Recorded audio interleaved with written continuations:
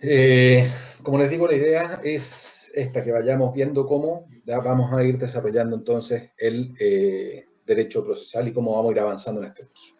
Lo primero que vamos a hacer es establecer los objetivos generales que se fijaron para el curso, y eso ya lo conversamos, y también los objetivos específicos. Después viene el detalle del programa, ¿verdad? Y finalmente entramos a la materia que nos convoca. Sabemos que para que exista una situación de derecho, ¿ya? Un conflicto perdón, para que exista un proceso, ¿ya? Tiene que existir un conflicto, ¿ya? Y este conflicto deriva del latín problema, cuestión o materia que requiere ser solucionada. Como el hombre es un ser social, ¿ya? El son politicón, debe relacionarse con otros hombres, ¿ya? Con la finalidad de poder lograr su máxima realización, tanto material como espiritual. Si nosotros miramos, ¿ya? La Constitución Política de la República y vemos el artículo 1, ¿ya? Establece, ¿ya? Que toda la relación que se va a dar entre las personas va dirigida o encaminada hacia lo que denominamos el bien común. Pero ¿ya? En esta relación que tiene el hombre con el hombre, ¿ya? Se pueden dar distintos conflictos, y es lo que nosotros vamos a llamar un conflicto de interés, distinto, ¿ya? Del conflicto de interés que conocemos hoy día, ¿ya? Y que se da en el ámbito de que una persona pueda tener, valga la redundancia, intereses en una cuestión determinada y le toca resolverlo, ¿ya? A él, ¿ya? Que es lo que hemos visto con las platas políticas o los aportes, ¿ya? A los políticos en periodo de campaña, y el favorecimiento con la dictación de algunas normas o algunas leyes, ¿ya? Que lo hemos visto y que hoy día incluso está en etapa de juicio. Y este conflicto de interés, ¿ya? Nosotros lo vamos a dividir en dos grandes áreas. Un conflicto de interés interno, ¿ya? Es decir, la necesidad que cada uno de nosotros tiene de poder, ¿ya? Resolver, ¿ya? Las cuestiones que se nos van presentando en nuestro foro interno, que no es otra cosa que la toma de decisiones, ¿ya? Nosotros tenemos que día a día tomar distintas decisiones que nos van a encaminar hacia un bien mayor. Y es así como desde que nos levantamos en la mañana hasta que nos acostamos en la noche tenemos que ir decidiendo distintas cosas. En este periodo de cuarentena, donde muchos estamos teletrabajando, ¿ya? No me cabe la menor duda que más de alguno ha tenido el conflicto en la mañana si se levanta temprano o no se levanta temprano. Eso ya es un conflicto y es de carácter interno, ¿ya? Jurídicamente hablando, ese conflicto no tiene ningún tipo de interés para el derecho, ¿ya? Es decir, no le interesa, no tiene ninguna repercusión en el ámbito jurídico. Después nos vamos a encontrar con el conflicto de interés externo, ¿ya? Lo que hemos denominado en este PowerPoint el CIE, ¿ya? Y este CIE nosotros lo vamos a distinguir en dos partes. Uno que no tiene relevancia jurídica, ¿ya? Y otro con relevancia jurídica. Cuando hablamos, ¿ya? Del conflicto de interés de carácter interno, perdón, externo, estamos hablando ya no en este que se da en el foro interno de la persona, sino que en el que se da con otros, ¿ya? Con quienes interactuamos diariamente, ¿ya? Con nuestra comunidad, con nuestros compañeros de trabajo, ¿ya? Con la gente con la que contratamos, ¿ya? A ese conflicto se refiere. Y tal como lo indicaba el cuadro anterior, ¿ya? Este conflicto externo puede o no tener relevancia jurídica. Si no la tiene, la verdad es que nos importa, para efectos de esta clase, muy poco, ¿ya? Porque el que a nosotros nos interesa es aquel negocio jurídico que genera un conflicto y que requiere de la decisión de un tribunal, ¿ya? Para poder resolver. El conflicto, entonces, de intereses externos con relevancia jurídica es lo que entendemos nosotros como un litigio, ¿ya? Lo que va a generar un litigio, un conflicto intersubjetivo de intereses jurídicamente trascendente, ¿ya? Reglado por el derecho objetivo y caracterizado por la existencia de una pretensión resistida. ¿ya? Esa es la definición que nos da el profesor Francisco Hoyo respecto de este conflicto externo de relevancia individual. Y esta definición nos está marcando una pauta que es tremendamente importante. Primero nos habla de un conflicto intersubjetivo, es decir, tenemos distintas voluntades que se hacen presentes, ¿ya?, en este conflicto, a lo menos dos, que es jurídicamente trascendente, obvio. ¿Ya? ¿Por qué? Porque va a derivar en un juicio, va a derivar en la necesidad de que un tercero, en este caso, ¿ya?, lo pueda arreglar o lo pueda resolver, ¿ya?, de acuerdo a las normas que establece nuestra legislación, ¿ya?, y que se caracteriza por la existencia de una pretensión resistida. ¿Ya? Obviamente, desde el momento en que nosotros tenemos un interés, hay alguien que tiene un interés contrapuesto al nuestro, ¿ya? O, en otras palabras, tiene resistencia a nuestro interés. La solución del conflicto, hemos visto en esta clase, que se puede dar por distintas vías. Hablamos de autotutela, ¿ya?, ojo por ojo, reacción directa y personal de quien se hace justicia por sus propias manos, ¿ya?, de acuerdo a la definición del profesor Couture, ¿ya?, y que sabemos que en nuestra legislación ya no está permitido y que, decíamos, tiene un grado de discusión el tema de la legítima defensa en este punto. ¿Ya? ¿Por qué? Porque la legítima defensa implica, ¿ya?, de una u otra forma, hacer justicia, ¿ya?, respecto de una situación dada en un momento determinado.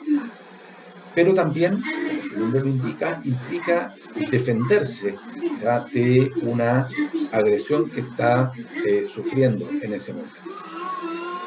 La autocomposición, ¿ya?, que de acuerdo a la definición de Jimeno Sendra es la forma mediante la cual ambas partes, ¿ya?, mediante un acuerdo mutuo, deciden poner término a un litigio planteado, ¿ya? Es decir, tenemos formas que son no adversariales, ¿ya?, o formas que requieren de la intervención de un tercero para efectos de que podamos encontrar la solución, tal como lo veíamos en la transacción, en la mediación, en el avenimiento y también en la conciliación.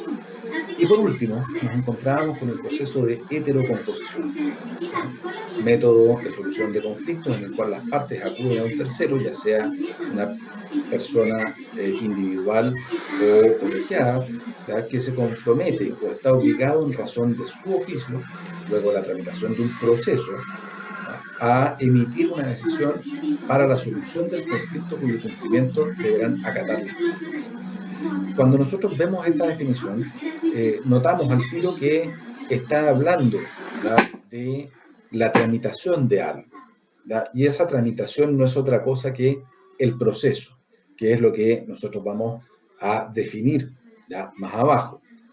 El proceso nosotros lo vamos a entender como aquella secuencia o serie de actos que se desenvuelven progresivamente con el objeto de resolver mediante un juicio de autoridad un conflicto que ha sido sometido a su decisión. Entonces, vemos cómo estas tres formas de solución de conflictos, ¿ya?, han ido entregándonos, ¿ya?, la manera de resolver aquellas contiendas que se han ido dando a lo largo de la historia del hombre. En un principio, probablemente en la época más antigua, la autotutela era la forma más común de hacer justicia. Y después, ¿ya?, empiezan a tomar forma estas otras dos, como la autocomposición y la heterocomposición o proceso. Cuando nosotros hablamos ya de la autotutela, le damos las siguientes características. Primero, es una acción de propia mano, ¿ya?, es decir, quien se ve afectado, ¿ya?, por la existencia de este conflicto con su vecino, con su par, ¿ya?, decide tomar él la decisión de resolverlo, ¿ya?, sin ocurrir o sin concurrir a la presencia de nadie más, ¿ya? Hay entonces ausencia de un tercero imparcial y, en definitiva, la solución al problema no es otra cosa que imponer mi decisión respecto de el actuar de la otra persona, ¿ya?, generalmente, ¿ya?, por o a través del uso de la fuerza. Después nos encontramos con la autocomposición, ¿ya? Y la autocomposición, tal como señalábamos, es una forma de resolver los conflictos de manera ya más civilizada.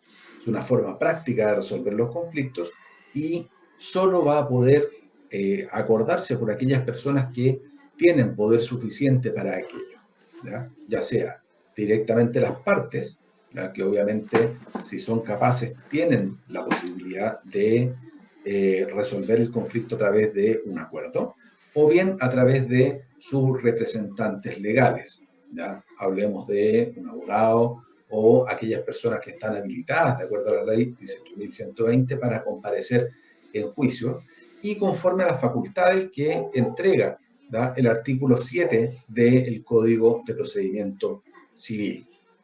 Cuando nosotros vemos en el Código de Procedimiento Civil y vemos específicamente el artículo 7, nos encontramos con dos grandes incisos.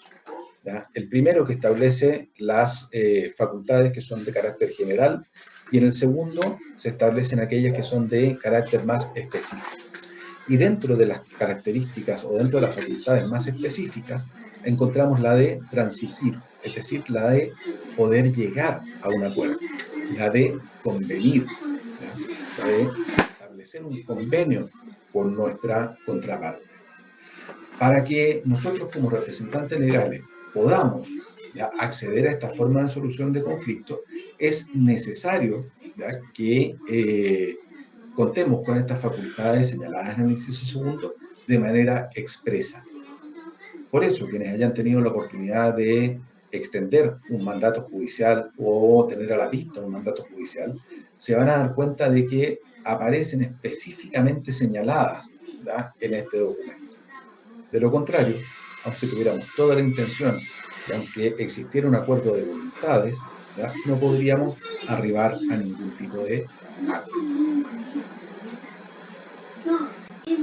Cuando hablábamos de la autocomposición, de esta posibilidad de acuerdo, decíamos, mire, se da en dos etapas, en dos grandes etapas.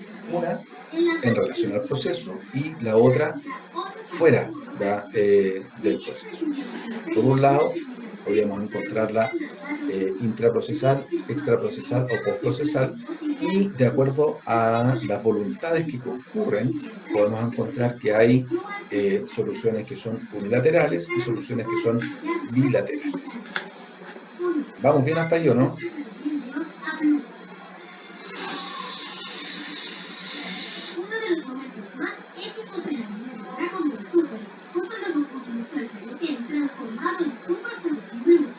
Sí, no, no sé. Sí, profesor, sí se escucha. Sí, profesor, se entiende bien. Perfecto. Continuamos. Cuando hablamos de la autocomposición unilateral, veíamos, ¿ya?, que se trata de un acto que emana de una sola de las partes, ¿ya? Y poníamos tres ejemplos: la renuncia, el desistimiento y el allanamiento. La renuncia, cuando nos encontrábamos frente a una acción que ya había sido presentada ante un tribunal y que antes de ser notificada nosotros la retirábamos. O bien, ¿ya?, el no hacer ejercicio de un determinado derecho en un momento específico. Por ejemplo, la interposición de algún recurso judicial. El desistimiento.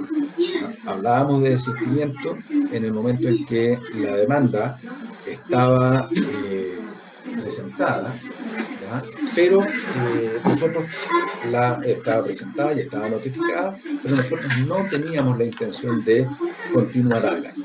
Y en ese orden de ideas, entonces, decíamos, se da la posibilidad de que nosotros saquemos esta demanda, retiremos, ¿ya?, pero va a tener un efecto, porque al estar notificada la otra parte, ¿ya?, se entiende que quemamos la acción.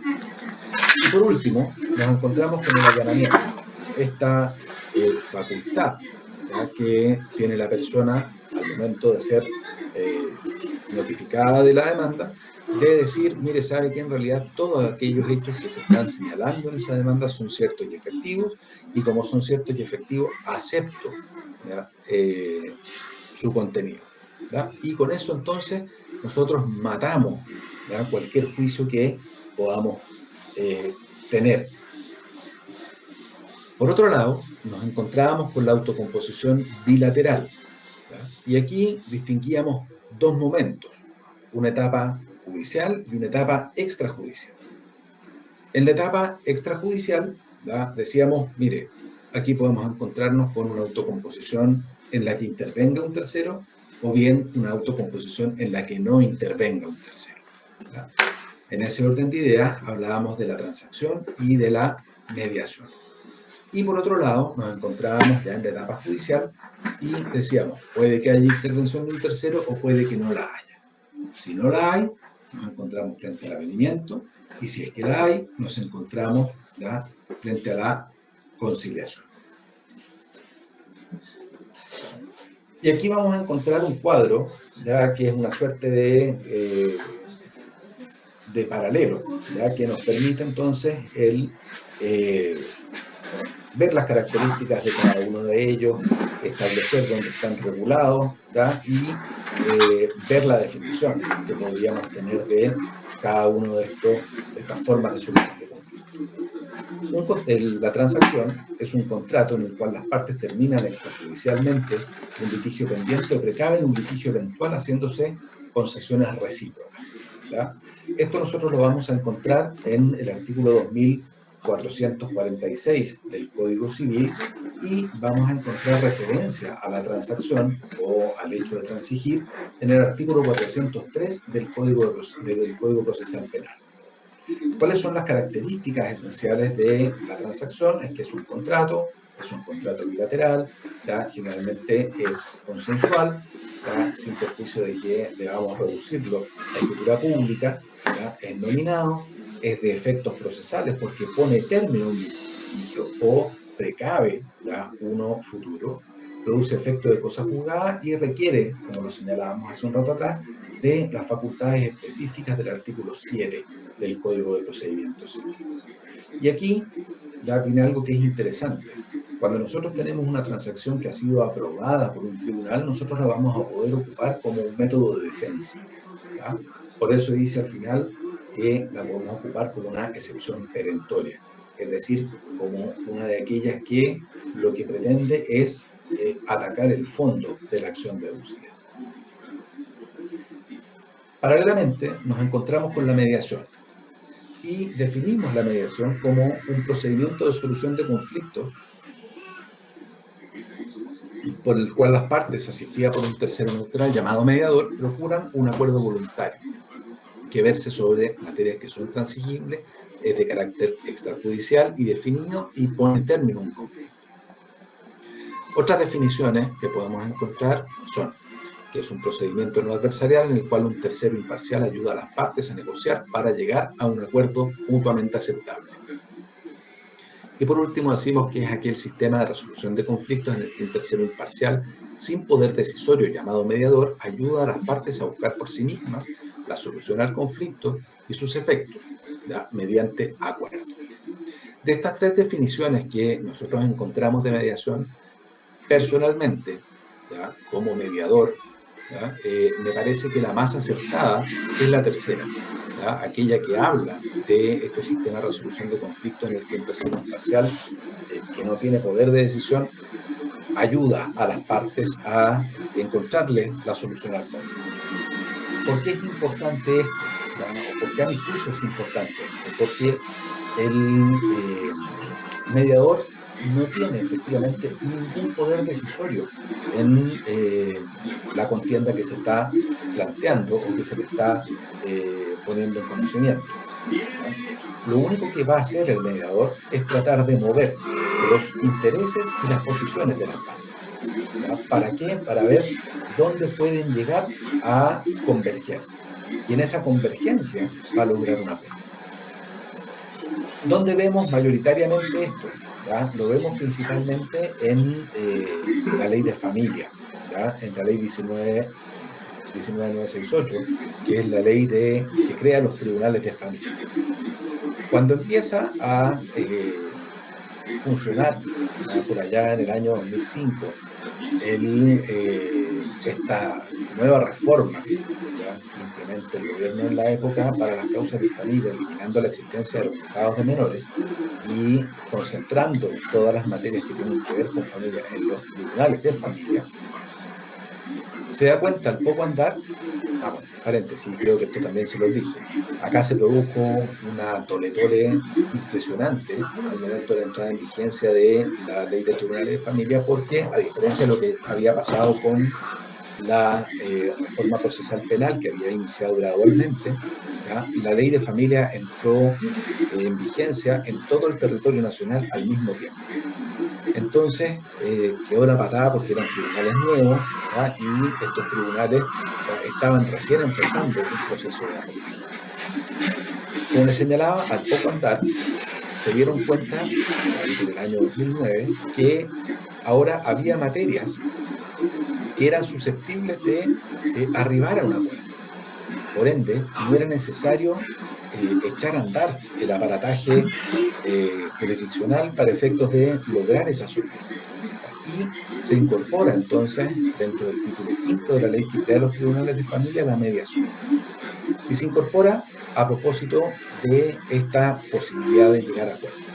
Los jueces de familia se dan cuenta de que llegar a la audiencia preparatoria o llegar a la audiencia de juicio en materias tales como relación directa y regular, alimentos y cuidado personal, las partes tendían a arribar a ciertos acuerdos. Entonces se dijo, mire, para evitar echar a andar al tribunal para una cuestión que eventualmente se va a solucionar en la primera audiencia, mejor hagámoslo con un proceso breve. ¿Ya? Y es como ingresamos al tema de la mediación. ¿Hay otros órganos que hacen mediación? Sí, hay otros órganos que hacen mediación, ¿ya? La Inspección del Trabajo hace mediación entre el empleador y el trabajador. El Consejo de Defensa del Estado hace mediaciones en materias relativas a los conflictos que se suscitan en salud, específicamente en lo que dice relación con las negligencias médicas, ¿ya? Y como características decimos, bueno, es un medio autocompositivo que incluye un tercero imparcial sin poder decisorio, ¿ya?, que puede ser voluntario, obligatorio u optativo. Cualquier materia podría ser susceptible de ser llevada a mediación, y la ley de familia nos señala cuáles específicamente requieren de este trámite previo. Es flexible, es confidencial y se materializa a través de un acta que requiere aprobación judicial. Al final de este cuadro vamos a señalar algo que es una característica que se da para estas cuatro formas de resolución de conflictos.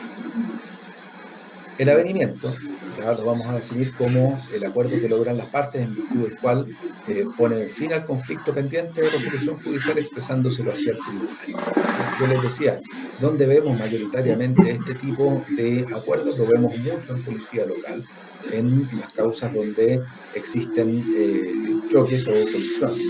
¿Ya? ¿Por qué? Porque de repente las partes se dan cuenta de que no van a tener que, o van a tener que contratar a un abogado, ¿ya?, van a tener que hacer una pila de cosas para una cuestión que les va a salir 100 o 200.000 pesos. Es decir, les va a salir más caro la vaina que el sable. Tal como lo dicen, no tiene una regulación específica, ¿ya?, y lo entendemos como con características de un acto jurídico bilateral, ¿ya?, de efectos procesales. El mandatario requiere facultades, cuando termina el conflicto produce efecto de cosa juzgada y requiere aprobación del tribunal. Y por último nos encontramos con la conciliación, que, como la define el profesor Juan Colombo Campbell, es un acto jurídico procesal bilateral en virtud del cual las partes, a iniciativa del juez que conoce el proceso, logran durante su desarrollo ponerle fin de mutuo acuerdo, ¿ya? Su regulación está en el artículo 262 del Código de Procedimiento Civil y lo entendemos como un acto jurídico bilateral de efectos procesales a propuesta de un tercero imparcial, que es el juez, donde se acuerdan las prestaciones y contraprestaciones debatidas en juicio y tiene efecto de sentencia ejecutoriada de conformidad a lo que señala el artículo 267 del CPC. Si nosotros miramos las características que tienen estas cuatro formas de solución de conflictos, nos vamos a dar cuenta que tienen un elemento común, ¿ya? Todas ellas requieren aprobación del tribunal. Todas ellas requieren aprobación del tribunal, ¿ya?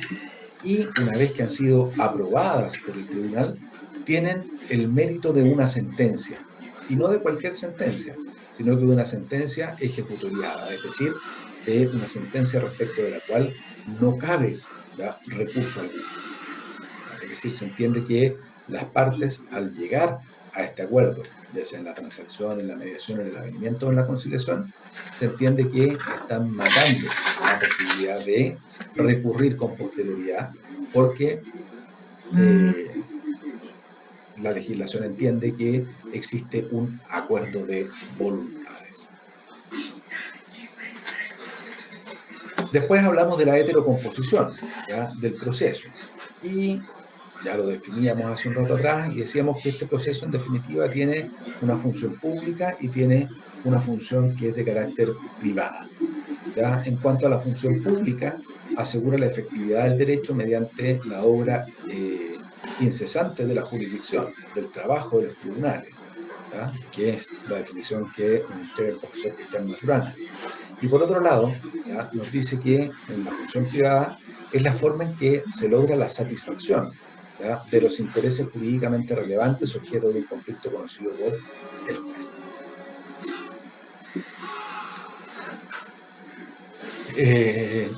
Eso en cuanto a las formas al conflicto y a las formas de solución del conflicto.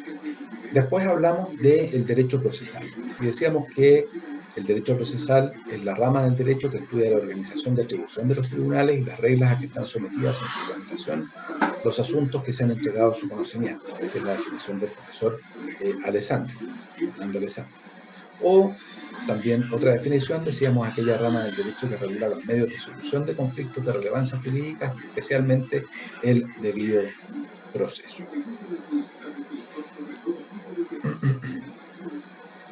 En cuanto a la evolución del derecho procesal, Niceto Alcalá dice, bueno, aquí hay distintos periodos. Hay un periodo judicialista, ¿ya?, en el que todo requería ser judicializado, ¿ya? Es decir, cualquier conflicto que nosotros teníamos tenía que ser judicializado para efecto de encontrar, ¿ya?, una solución. Después hablamos de un periodo práctico. Decimos, bueno, aquí vemos, ¿ya?, cómo, ¿ya?, qué cosas debemos llevar y qué cosas no debemos llevar, en definitiva, a un juicio. Después un periodo procedimentalista, ¿ya?, en que todo está arreglado por procedimiento. Después le sumamos el procesalismo científico, es decir, todo tiene que estar dado además por una base, ¿ya? Y por último hablamos de la internacionalización del derecho, ¿ya? Y esta es una etapa que es, a mi juicio, importante. ¿Por qué? Porque dejamos permear nuestra propia legislación por, ¿ya?, conceptos de carácter internacional. Las características que tiene el derecho procesal, según el profesor Cristian Maturana, son que, primero, pertenece a la rama del derecho público, ¿ya? Es decir, regula o reglamenta, ¿ya?, una función de un poder público, de un poder del Estado, ¿ya? Y además de regular la función del poder público, poder del Estado, entendamos el poder judicial, regula la relación que se da entre este y, ¿ya?, los particulares. Decíamos además que es de orden público, por regla general, ¿ya? ¿Por qué? Porque entendemos que sus normas, ¿ya?, no se pueden renunciar. Cuestión que veíamos en definitiva que tenía sus excepciones en cuanto a algunas reglas de procedimiento. Decíamos que además es un derecho autónomo, ¿ya?, es decir, no requiere de otro para poder generarse. Busca aplicar la voluntad abstracta de la ley al caso concreto, es decir, la ley se especifica en términos abstractos, ¿ya? Pensemos en la ley penal, cuando habla del homicidio, en el artículo 390, 391, por ahí, dice el que mate a otro, ¿ya? No dice que Pedro mate a Juan, o cuando Pedro mate a Juan, se van a aplicar tales o cuales penas, ¿ya? Dice el que mate a otro. Y por último, constituye una unidad, ¿ya? Es decir, el derecho procesal no solamente se va a aplicar al derecho procesal civil, sino que se va a aplicar también a otras ramas del derecho. Y veíamos cómo tiene la característica de ser supletorio respecto de las otras ramas del derecho. Y se da una relación con las otras ramas del derecho, decíamos con el derecho constitucional, civil, comercial, internacional, tributario, del trabajo, de familia, del derecho penal, ¿ya? Porque en todos lados, ¿ya?, nos vamos a encontrar con que tiene una convergencia, ¿ya? Si miramos el derecho constitucional, vamos a ver más adelante en estas láminas, y ya lo vimos en clase, el derecho procesal tiene su base, ¿ya?, en la Constitución. Es decir, es la Constitución la que le entrega a los tribunales de justicia la posibilidad de, o sea, la facultad de conocer, juzgar y hacer ejecutar los juzgados. Se relaciona además con el derecho civil, ¿ya?, porque como vimos recién, hay normas del derecho común que se aplican al derecho procesal y normas del derecho procesal que se van a aplicar al derecho común. Pensemos, por ejemplo, en lo que veíamos recién en cuanto a las formas de autocomposición, la transacción. Decíamos, la transacción es un contrato, ¿ya?, y es un contrato que está definido en el Código Civil, ¿ya?, pero que produce efectos jurídico-procesales cuando se aplica, ¿ya?, en el derecho procesal. El derecho comercial. Nosotros sabemos, y les va a tocar estudiarlo más adelante, que las controversias que se suscitan en cuanto a los actos de comercio deben ser resueltas por los tribunales. En cuanto al derecho internacional, decíamos, es importante porque, tal como se lo señalaba recién, las normas internacionales permean, ¿ya?, el derecho interno. Derecho tributario, ¿ya?, porque nuevamente hay normas que convergen, hay un proceso, ¿ya?, que es conocido por los tribunales tributarios y aduaneros, los TTA, y que, si bien es cierto, tiene su fundamento y tiene su estructura, se basa también en el derecho procesal. El derecho del trabajo, ¿ya?, el derecho de familia y el derecho penal hacen lo propio. Respecto al derecho penal, es un poco más restrictivo, ¿ya?, porque obviamente el proceso penal tiene normas que son más específicas, ¿ya?, pero nos encontramos con algunas, como el artículo 43 del CPP, ¿ya?, que hace referencia al derecho procesal civil. En cuanto a las fuentes del derecho procesal, señalamos que existían fuentes directas y fuentes indirectas, ¿ya? En cuanto a las fuentes directas, encontrábamos la doctrina, es decir, el estudio del derecho, y la jurisprudencia.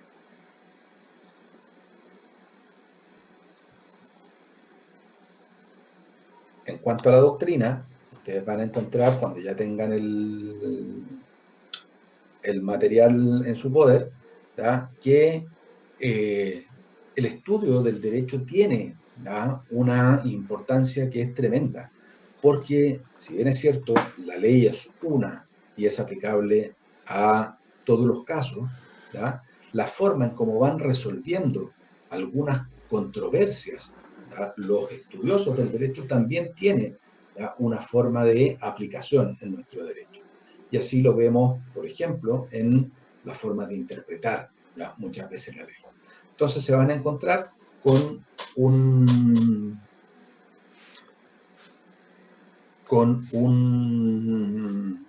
paper, ¿ya?, que es de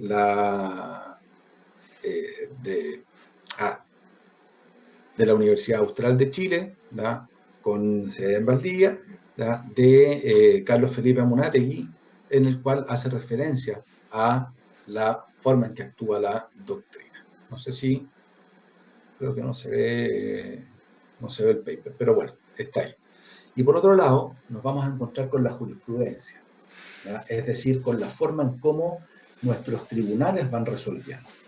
Y yo les decía, aquí podemos hacer un parangón un poco con lo que pasa en el sistema norteamericano, ¿ya?, que va sentando precedentes, ¿ya? Esos precedentes son obligatorios para la judicatura, ¿ya?, para el juez. En cambio, en la jurisprudencia, nosotros no encontramos este carácter vinculante. Es decir, los jueces pueden o no, ¿ya?, ajustarse a esa jurisprudencia, ¿ya?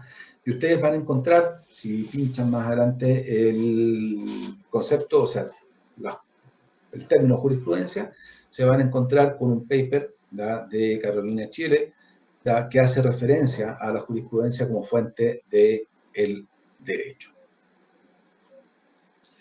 Y en cuanto a las fuentes directas, nos encontramos con la Constitución, nos encontramos con la ley procesal, y aquí nosotros la dividimos para efectos prácticos simplemente con el Código de Procedimiento Civil, con el Código Orgánico de Tribunales, con la ley, el Código Procesal Penal y el Código de Procedimiento Penal, que decíamos que para algunos efectos todavía sigue vigente, con los tratados internacionales, porque, ya decíamos, permean, ¿ya?, las normas internacionales, la forma en cómo nosotros vamos a tratar nuestra legislación interna, y con los autoacordados de nuestros tribunales superiores de justicia, específicamente de la Corte Suprema, ¿ya?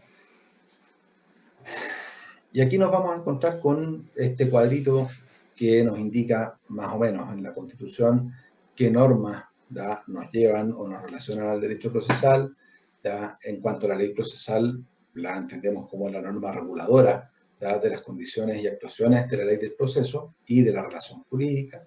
Los tratados internacionales, que los vemos como una fuente formal de nuestro derecho internacional, perdón, de nuestro derecho interno. Y aquí nos vamos a encontrar con un listado que es meramente ejemplar, ¿ya?, de algunos tratados que dicen relación, por ejemplo, con materias de infancia y adolescencia. Y por último, los autoacordados, ¿ya?, que son resoluciones que están emitidas por los tribunales, específicamente por la Corte Suprema, y que van en relación a un orden que está dispuesto por sus facultades económicas, ¿ya?, y que obviamente, ¿ya?, tiene trascendencia para las mejoras del servicio judicial. Y en este caso, si pinchamos la figura, nos encontramos con el ejemplo del acta número 94 del año 2015, que modificó, ¿ya?, el autoacordado sobre tramitación del recurso de protección, ¿ya?, y que establece modificaciones que son bien importantes, como por ejemplo, ¿ya?, el plazo en el cual este recurso se debe presentar ante los tribunales y ante qué tribunal, ¿ya?, debemos presentarlo, es decir, cuál va a ser el competente. Después entramos a hablar de los efectos de la ley, ¿ya?, y esto solamente para recordar, ¿ya?, la formación de la ley, ¿ya?, está a través de su inicio, ya sea por mensaje del presidente de la República o por moción de los parlamentarios. Tiene una etapa de discusión, tiene una etapa de aprobación, ¿ya?, de publicación, de promulgación, sanción, promulgación y publicación, ¿ya? Y se entiende, ¿ya?, que comienza a regir desde la época de la publicación. Y es por eso que nos encontramos con efectos de esta ley, ¿ya? Y nos vamos a encontrar con efectos de la ley en cuanto al tiempo, es decir, desde cuándo comienza a regir, ¿ya? Y decíamos que rige desde su entrada en vigencia, por regla general, y que termina cuando es derogada, ¿ya? Y veíamos como una excepción la ley de efecto retroactivo. En cuanto a los efectos de la ley, en cuanto al territorio, decíamos, se va a aplicar en todo el territorio de la República, ¿ya? Es decir, va a tener incidencia dentro de los límites de la frontera, e incluso en algunos casos especiales podremos encontrarnos con la extraterritorialidad de la ley. Y por último, efecto en cuanto a las personas, ¿ya? La ley, ¿ya?, en términos generales, afecta a cada uno de los habitantes de la República, sin hacer distinción si son nacionales o si son extranjeros, ¿ya? Cualquier persona que se encuentre en Chile está obligada a cumplir la ley chilena. Incluso aquellas personas que se encuentran en tránsito, ¿ya?, o de tránsito, ¿ya?, por nuestro país.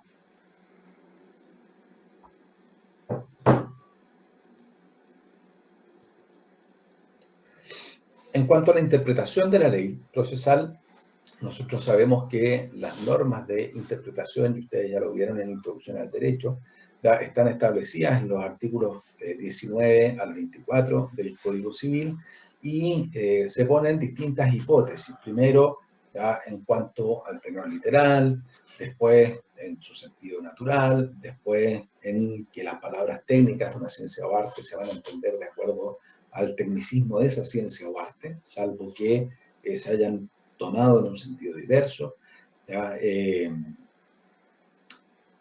el contexto de la ley sirve para ilustrar el sentido de en cada una de sus partes, es decir, hay que estarse al proceso histórico en el cual se ha dictado esa ley para saber por qué se dictó de esa forma y cómo debemos interpretarla en ese sentido. Y en cuanto a la extensión, ¿ya?, que debe darse, determina el sentido genuino, ¿ya?, de la ley en cuanto a estas normas. Y por último, dice el artículo 24 que en todos aquellos casos en que no pudiera aplicarse las reglas de interpretación presentes, se interpretarán los pasajes oscuros o contradictorios del modo más conforme, que más conforme parezca el espíritu general de la legislación y a la equidad natural. Nosotros sabemos que debemos estarnos a cuál fue el espíritu del legislador al momento de dictar una determinada norma y también al principio de equidad.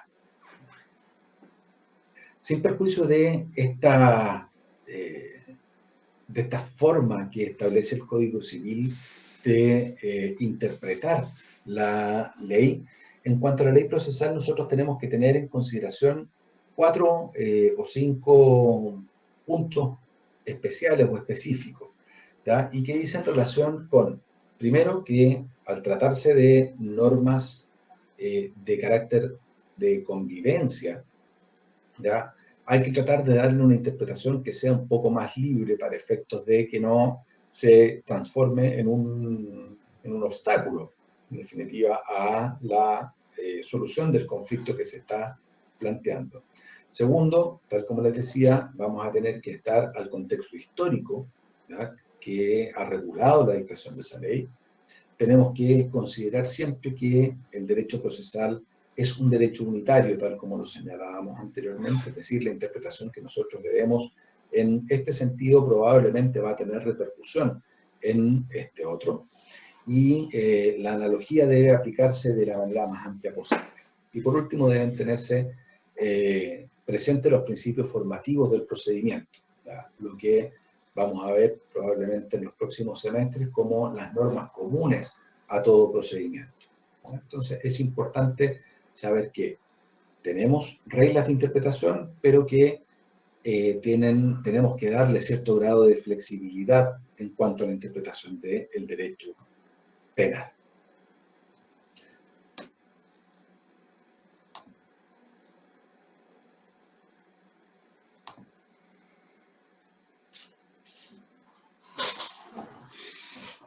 Lo hemos visto de manera súper rápida, ¿ya?, pero lo que hemos hecho en este rato es precisamente resumir, ¿ya?, lo que hemos visto en estas semanas de clase, ¿ya? Entonces, la idea es que ustedes puedan trabajar después con este mismo material, ya que se les va a entregar a través de la plataforma. Estuve haciendo algunos intentos para poder subirlo, pero se me fue en collera, así que tengo que esperar a las instrucciones que nos impartan mañana, ¿ya?, en la reunión que tenemos a las 5 de la tarde con la Casa Central. Hasta ahí, ¿alguna duda? Profe, una consulta. Dígame, Cristian.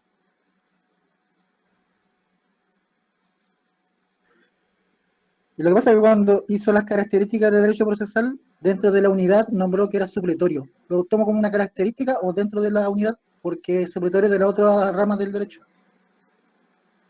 Lo que pasa es que, tal como señalaba yo recién, ya este carácter unitario, ya que tiene el derecho procesal implica que no solamente lo vamos a aplicar a las normas o a las contiendas civiles, ¿ya?, sino que la vamos a aplicar también a otras ramas del derecho. Y por eso hablamos de la supletoriedad del Código de Procedimiento Civil, ¿ya?, en el sentido de que ante el silencio que pueda existir en las leyes específicas, ¿ya?, pensando, por ejemplo, en la ley 19.968 sobre tribunales de familia, cuestiones que no contemple específicamente, ¿ya? Nosotros vamos a tener que remitirnos a las normas del Código de Procedimiento Civil. Por eso hablamos de de este derecho unitario y por eso hablamos de la supletoriedad, ¿ya? Como característica de esta unidad del derecho. ¿Se entiende?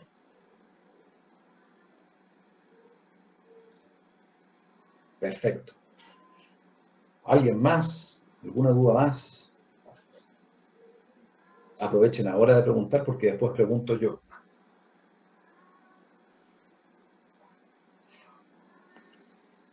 Profe, por acá una consulta.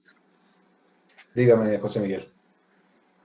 Mire, específicamente algo técnico que, bueno, lo dijo un profe, pero no lo entendí muy claro el año pasado.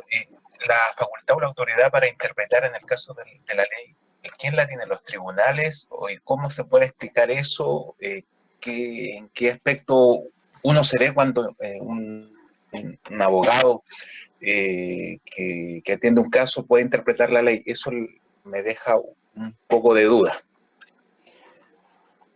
A ver, donde el legislador no distingue, al intérprete no es lícito distinguir, ¿ya?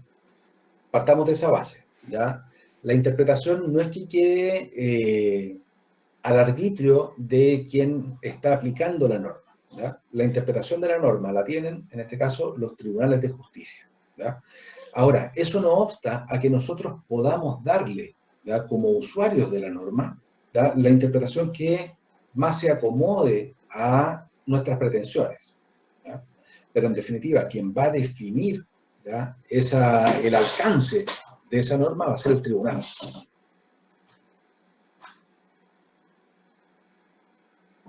Ok, entendido, profe. Gracias, excelente. Vale. ¿Alguien más? Profesor, buenas noches, una consulta. Yerko, buenas noches. Buenas noches. Mire, sabemos que la autotutela siempre se impone por intermedio de la fuerza a la razón. La pregunta mía es, porque usted se refirió en cuanto a la legítima defensa. Uh-huh. Sí. La verdad de las cosas es que yo estuve conversando con un colega suyo del IDECO, Juan Rojas, y me habló que sí es válida lo que es la legítima defensa privilegiada. Ya. O sea, ¿qué tan cierto si usted me puede fundamentar eso? Porque no me quedó muy claro. A ver, yo no voy a entrar y no entré en la distinción de la legítima defensa. Yo simplemente dije que era discutible, ¿ya? El tema de la ¿Ya? legítima defensa, ¿ya? Porque una cosa es defenderse, ¿ya? Y otra cosa es tomar justicia de propia mano, ¿ya? Ya, ok. Si yo para repeler, ¿ya? Un asalto, ¿ya? Donde veo que me van a golpeo, obviamente estoy aplicando una defensa que es apropiada a la situación que se me está generando, ¿ya? Si yo veo que viene un tipo, ¿ya? Y me va a golpear, ¿ya? O me va a acuchillar con no sé, con un estoque, ¿ya? Viene corriendo con un estoque y yo sé que viene dirigiéndose hacia mí, ¿ya? Y yo saco del bolsillo interior de mi chaqueta una mini Uzi y lo acribillo a balazo, ¿ya? Claramente, ¿ya? No es proporcional. ¿Por qué? Porque obviamente yo tengo una forma mucho más efectiva, digamos, de repeler ese asalto, ¿ya? Que es a través de esta arma de fuego, ¿ya? Entonces, no existe paridad, no pueden equipararse las condiciones, ¿ya? Por eso hacen la distinción de la legítima defensa y la legítima defensa de carácter privilegiado, ¿ya? Pero, insisto, nosotros no estamos entrando en esa distinción, ¿ya? Sino que estamos señalando que existen dudas respecto de la aplicación de la legítima defensa como una forma de autotutela. Ok, gracias, profesor. Muy amable, gracias. De nada.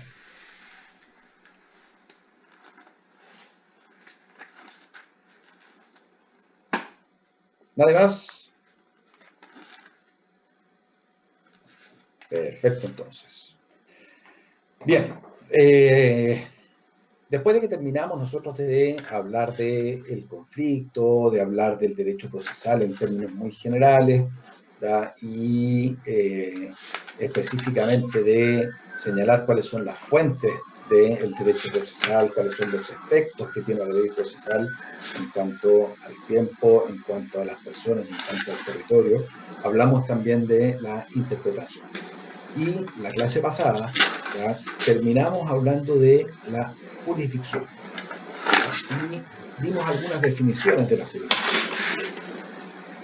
Obviamente no tengo todavía terminado el material respecto a la jurisdicción, así que eso va a quedar para un par de días más. Pero decíamos que esta jurisdicción podía ser entendida de distintas formas o con distintas definiciones. Para el profesor Mosquera, la jurisdicción es el poder deber del Estado, ¿ya?, que radica preferentemente en los tribunales de justicia, para que estos, como órganos imparciales, ¿ya?, resuelvan de manera definitiva e inalterable, con posibilidad de ejecución, ¿ya?, los conflictos de relevancia jurídica que hayan sido puestos en su conocimiento, ¿ya?, durante un periodo de tiempo o un espacio temporal determinado y obviamente dentro de territorio, dentro de su territorio jurídico.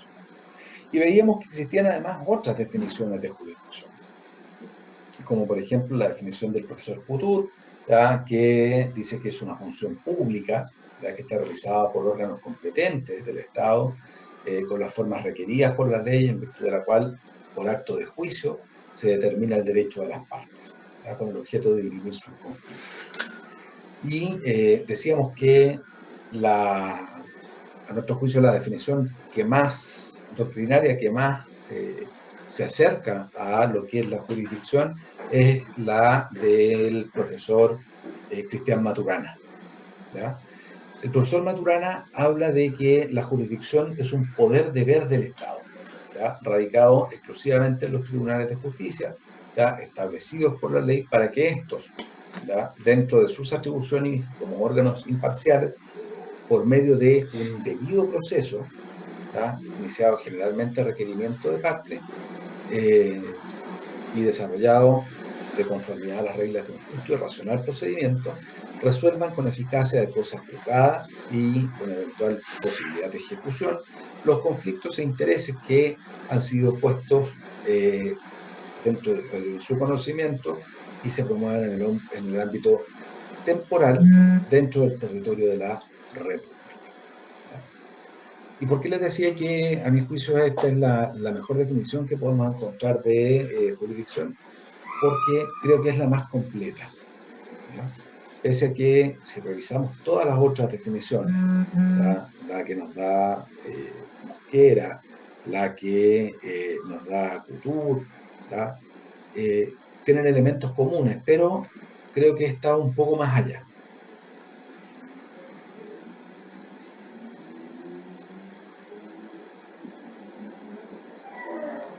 Tenemos que entender que el término jurisdicción muchas veces se confunde, ¿ya?, con otros términos, como por ejemplo con el territorio, con el concepto de competencia, ¿ya?, o con el poder o función, ¿ya? Pero la verdad es que para nosotros la jurisdicción, ¿ya?, va a tener características que son bien específicas, ¿ya?, y bien especiales. Primero, ¿ya?, la jurisdicción tiene su origen en la Constitución. ¿Quién tiene la Constitución ahí a la mano?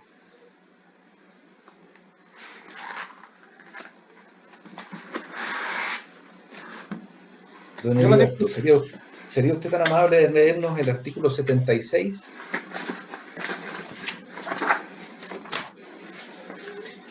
Capítulo 4, inicial, artículo 76. La facultad de conocer las causas civiles y criminales, de resolver y de hacer ejecutar en los juzgados pertenece exclusivamente a los tribunales establecidos por la ley. Ni el presidente de la República ni el Congreso pueden, en caso alguno, ejercer funciones judiciales, abocarse causas pendientes, revisar los fundamentos o contenidos de sus resoluciones o hacer revivir procesos fenecidos.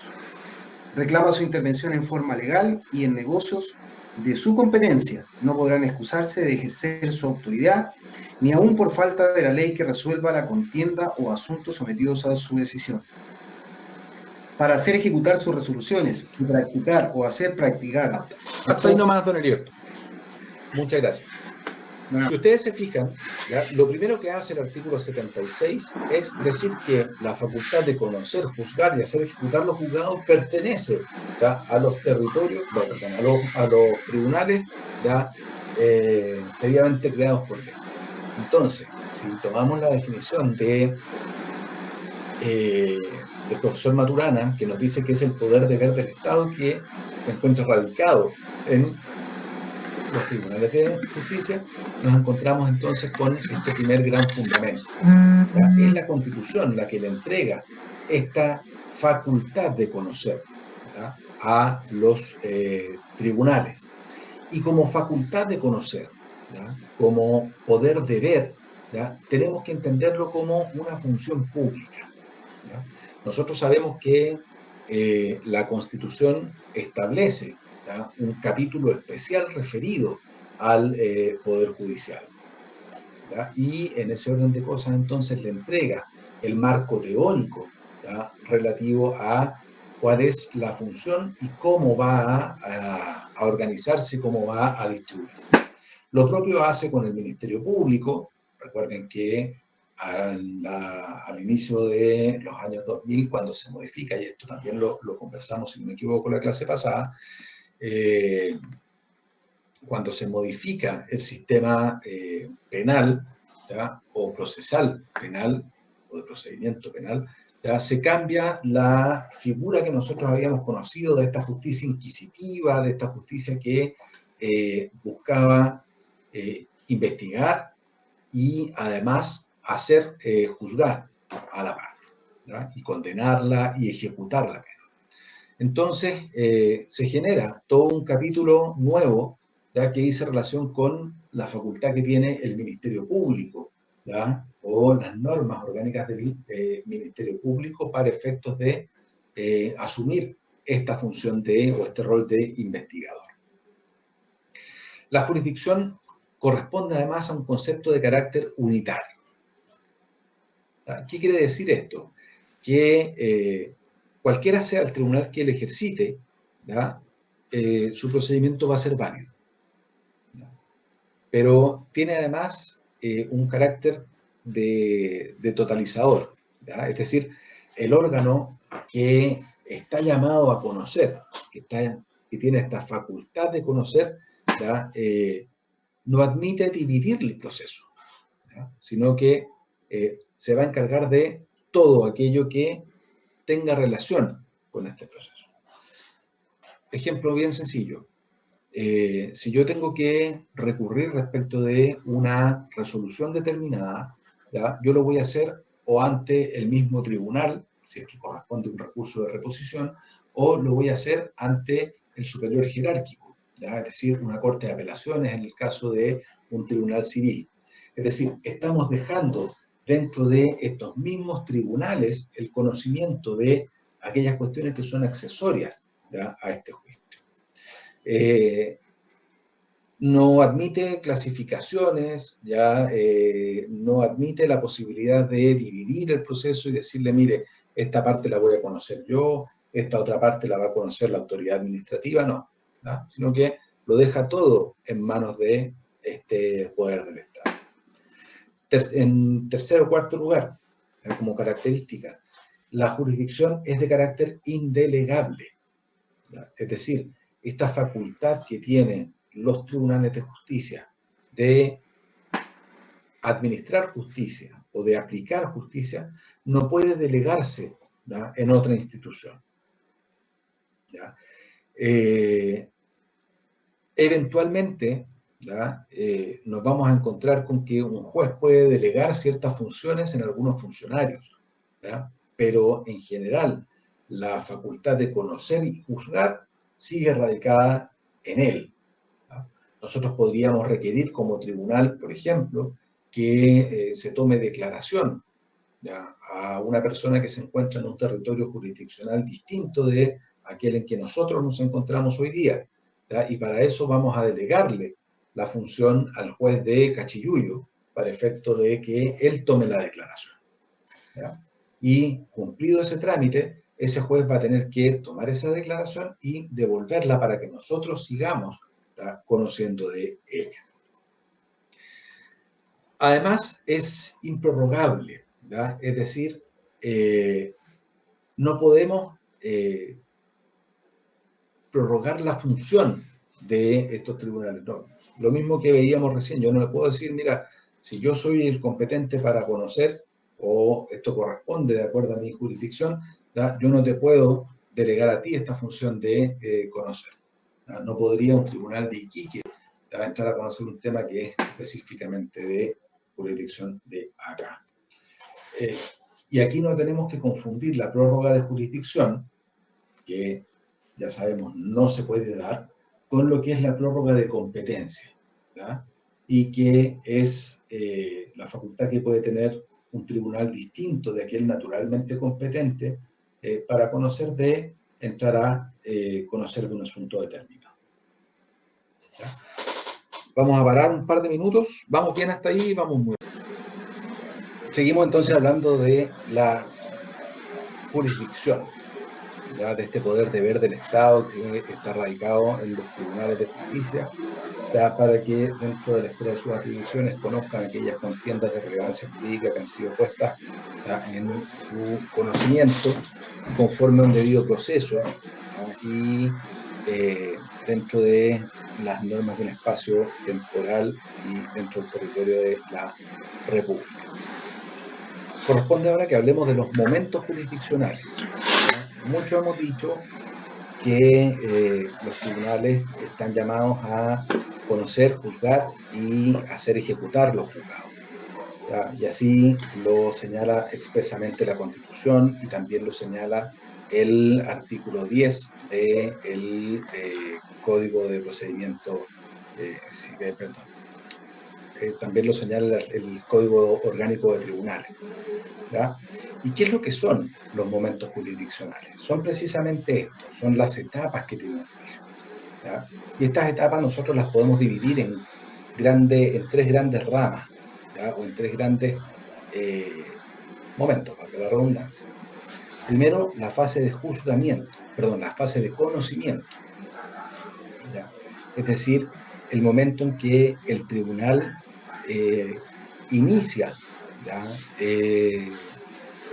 el conocimiento de las pretensiones de las partes, ¿ya? Comprender, ¿ya?, comprende las condiciones, ¿ya?, de este puntapié, ¿ya?, que le damos inicialmente al tribunal para que comience a dirimir este conflicto.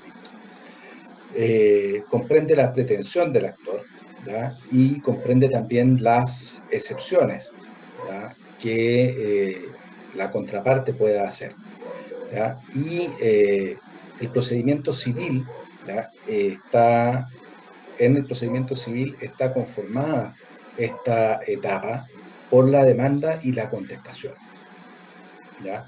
En la demanda y la contestación, ¿ya?, nosotros le fijamos al tribunal el espacio por el cual puede moverse, ¿ya? Le marcamos la pauta, le rayamos la cancha, en definitiva, de aquello que nosotros pretendemos como demandantes y de nuestras alegaciones o defensas como demandados, ¿ya? Y sobre la base de esta, ¿ya?, es que el juez va a tener que pronunciarse. Si ustedes se fijan en el artículo 254 del Código de Procedimiento Civil, ¿ya?, nos establece el contenido de la demanda.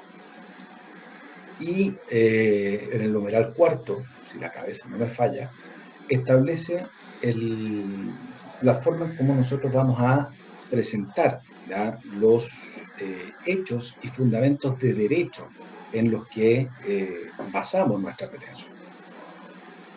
Como les digo, esto es lo que marca, ¿ya?, la pauta al tribunal. Y por otro lado, nos encontramos en el artículo 309 del mismo Código de Procedimiento, la forma en cómo vamos a tener que contestar esa demanda. Esta etapa reviste importancia, porque como les digo, marca la pauta y además le fija al juez, en definitiva, cuáles son las cosas que vamos a tener que acreditar nosotros durante la tramitación de este juicio. Es decir, la prueba que van a tener que rendir las partes. En un procedimiento ordinario civil nos vamos a encontrar con que esta etapa de conocimiento tiene 4 grandes momentos. La demanda, propiamente tal, la contestación, la réplica y la dúplica. Obviamente no nos vamos a meter en específico, ¿ya?, en estos temas porque corresponden a las reglas comunes a todo procedimiento, ¿ya?, y esas reglas comunes a todo procedimiento las vamos a ver en un par de semestres más. Teniendo rayada la cancha, teniendo en consideración los límites que las partes han puesto, ¿ya?, al conocimiento del tribunal, a este le toca, ¿ya?, comenzar a juzgar, ¿ya?, o comenzar a resolver aquello que se le ha solicitado. Esta parte es la más relevante, ¿ya?, dentro del juicio porque es la que, en definitiva, marca la pega del tribunal, ¿ya? Y no solo marca la pega del tribunal, sino que es el objeto al que el tribunal está llamado, ¿ya?, es a resolver el conflicto jurídico, ¿ya?, y que se va a manifestar, en definitiva, en una sentencia, ¿ya? Y esa sentencia va a tener que cumplir, ¿ya?, con ciertos requisitos, ¿ya? Nosotros cuando hablemos de la sentencia y si miramos el artículo 170 del Código de Procedimiento Civil, nos establece la forma, ¿ya?, que va a tener o las consideraciones que va a tener que señalar el juez, ¿ya?, en esa sentencia. Y dentro de, ¿ya?, esto nos vamos a encontrar con que, a grandes rasgos, la sentencia tiene 3 grandes partes, ¿ya? Primero, una parte expositiva, ¿ya?, donde el juez va a exponer, ¿ya?, los hechos alegados por las partes, tanto en la demanda como en la contestación. Tiene una parte considerativa, ¿ya?, es decir, cuáles son las consideraciones que el juez va a tener para, en definitiva, resolver. Y tiene una parte resolutiva, ¿ya?, que es aquella en la que definitivamente define, ¿ya?, la contienda o resuelve, ¿ya?, la contienda que ha sido puesta en su conocimiento.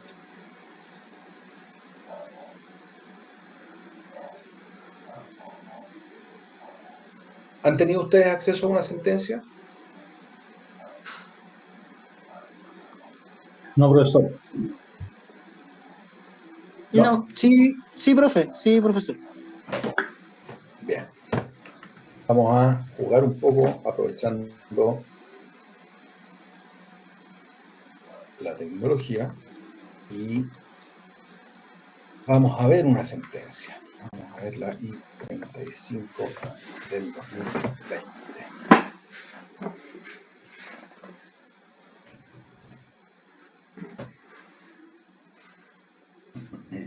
Denme un minuto y la vamos a encontrar de inmediato.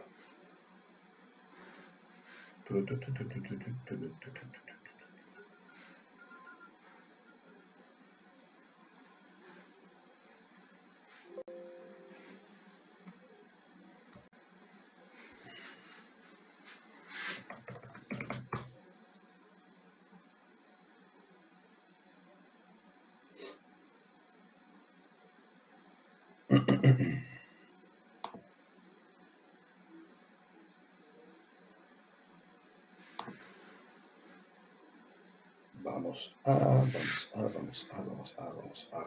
a.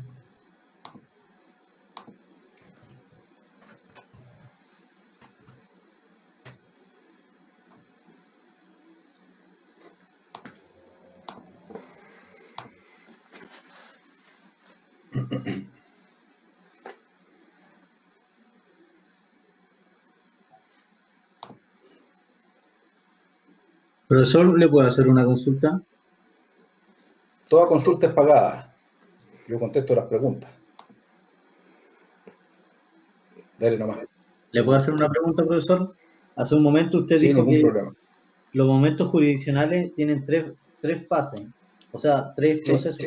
Fase de conocimiento, después la otra era, sí.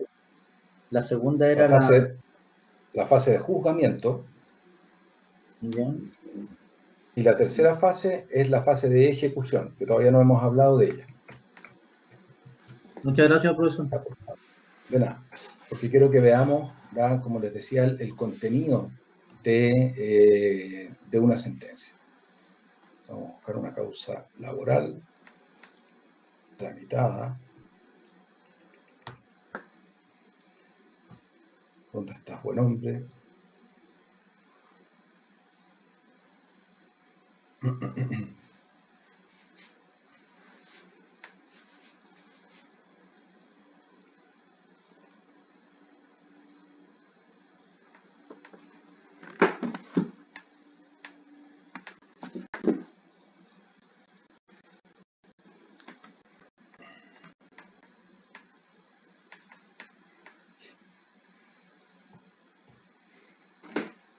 Denme un par de minutos.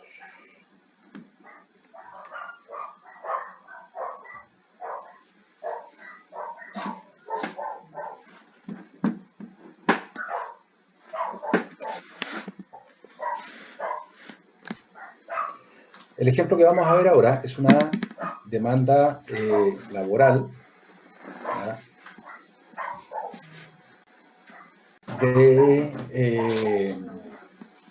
del año 2017, ¿ya?, en la cual, grosso modo, ¿ya?, es un trabajador que se accidenta, ¿ya?, en una máquina que es de propiedad de una persona X, ¿ya?, y que estaba realizando trabajo en arrendamiento para otra empresa, y esa empresa a su vez estaba realizando, ¿ya?,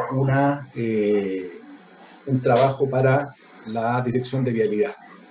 Entonces, si ustedes se fijan, parte ya diciendo vistos y oídos, número 1, y empieza a contar, ¿ya?, cuál es el fundamento de la demanda, ¿ya?, y va señalando cuáles son los fundamentos de hecho, cuáles son los fundamentos de derechos, ¿ya?, y en definitiva señala cuál es la pretensión, ¿ya?, de la parte demandante. Obviamente es tremenda y grande esta sentencia, ¿ya?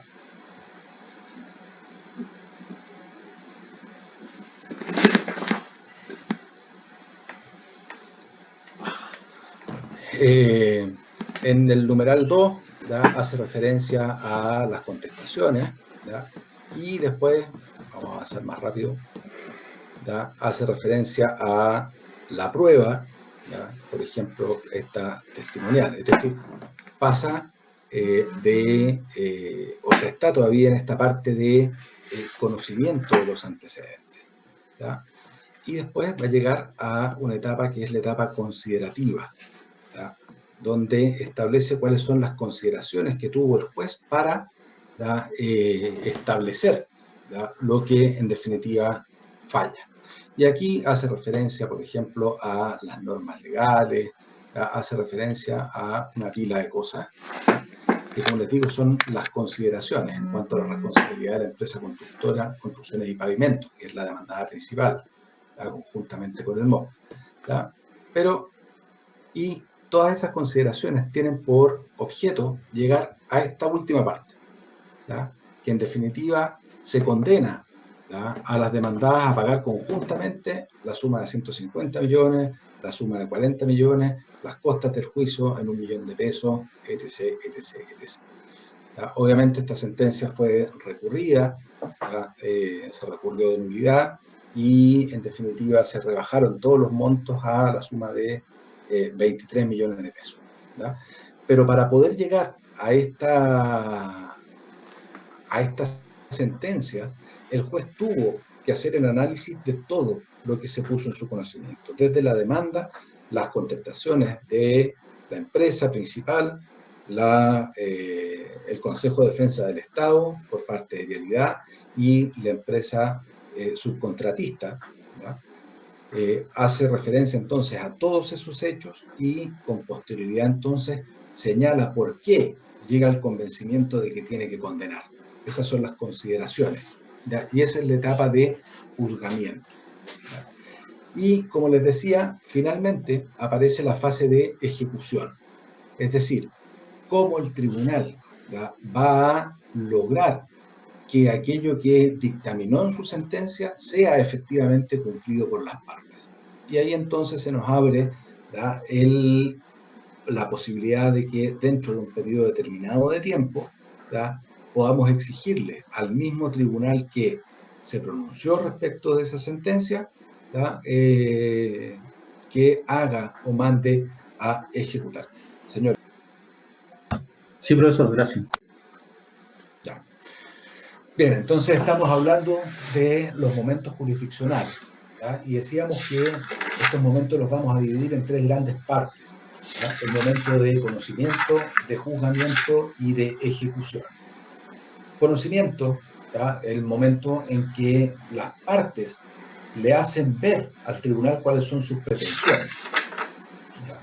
Y el tribunal, a través de los medios de prueba que las partes van a poner a su disposición, empieza a hacer el juego de cómo va a tener que resolver este tema, ¿ya?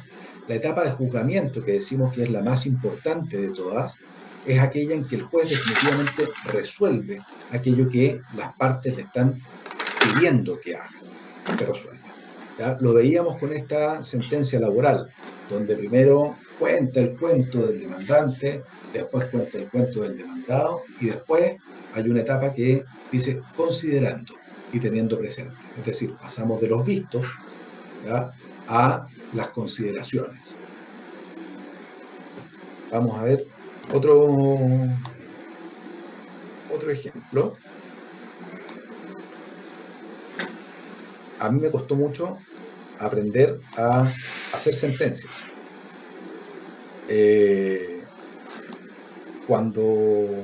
Porque yo estaba acostumbrado a ser abogado tramitador, ¿ya? Es decir, yo era el que le ponía los peros, ¿ya?, y era el que le ponía los escollos, tanto a las partes como al tribunal, para efectos de ir logrando tal o cual cosa.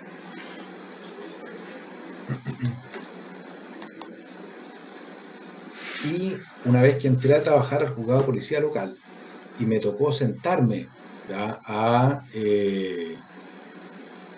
a dirimir conflictos, ¿ya?, me fui dando cuenta de que en realidad el tema es más complejo de lo que parece, ¿ya? ¿Por qué? Porque uno tiene que empezar a meterse en todos los aspectos, ¿ya?, de la causa. ¿Y para qué andamos con cosas? ¿Ya? Los abogados somos expertos, ¿ya?, en ponerle más agua a la sopa y echarle más pelos a la sopa para efectos de poder ir generando, ¿ya?, nuestra teoría del caso. ¿Ya? Aquí yo les voy a mostrar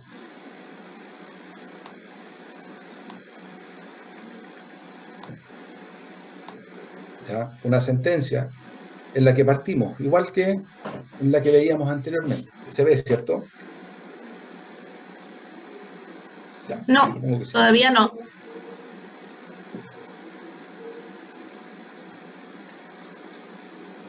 Ahí sí.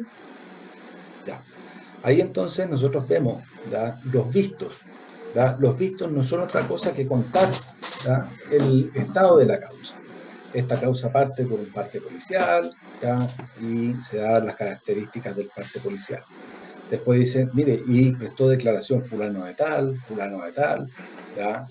Se presentó una querella, ¿ya?, se notificó la querella, se hizo una audiencia de contestación y prueba, y el tribunal dictó la resolución autos para fallo. Y después viene considerando y teniendo presente. Y uno empieza a contar todo el cuento, ¿ya? Mire, a ver, en las declaraciones dijeron tal cosa, ¿ya?, en las declaraciones de este se dijo tal otra. que el abogado cuando presentó la querella dijo tal y cual cosa, que el otro cuando contestó la querella infraccional y la demanda civil dijo tal o cual otra. En razón de los dichos de las partes, ¿ya?, se fijaron los puntos de prueba, forma y condiciones en que se produjo el accidente y los montos y naturaleza de los daños, ¿ya? Y ahí uno sigue entonces estableciendo, mire, estos son los medios de prueba a los que allegaron las partes al tribunal, ¿ya? Hasta que llega un punto donde dice, en el numeral 11º, dice que analizar la prueba conforme a las reglas de la sana crítica. Van a aprender ustedes más adelante que existen distintas formas de valorar la prueba en un derecho, ¿ya? En este caso, como en una sentencia de policía local, es basado en las normas de la sana crítica, es decir, los conocimientos científicamente arraigados, la experiencia y las reglas de la lógica y la equidad, a diferencia de un juicio civil donde es prueba legal o tasada. Dice que analizado la prueba conforme a las reglas de la sana crítica, en especial la testimonial de fulano de tal y de fulano de tal, ambos contextos, ¿ya? Se llega a la conclusión de que este conducía por la primera pista de Cancharrayá y de manera intempestiva y sin estar atento a las condiciones del tránsito, se cambió de pista, ¿ya? Por lo que se va a acoger entonces la querella infraccional. Y después se hace lo propio con la demanda civil para llegar en definitiva a la parte resolutiva. Resuelvo que se acoge la querella, resuelvo, ¿ya?, que se condena al querellado, que se acoge la demanda civil, que se ordena pagar tal cantidad y que no se condena en. Entonces ahí vemos patente los dos primeros momentos jurisdiccionales, ¿ya? Por un lado, el hecho del conocimiento y por otro lado, el hecho del juzgamiento.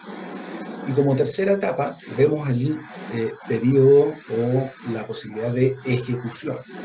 Yo les decía hace un rato atrás que no es otra cosa que obligar por el mismo tribunal que dictó la sentencia a que aquello que resolvió sea efectivamente ejecutado, ¿verdad?, por la parte que salió condenada.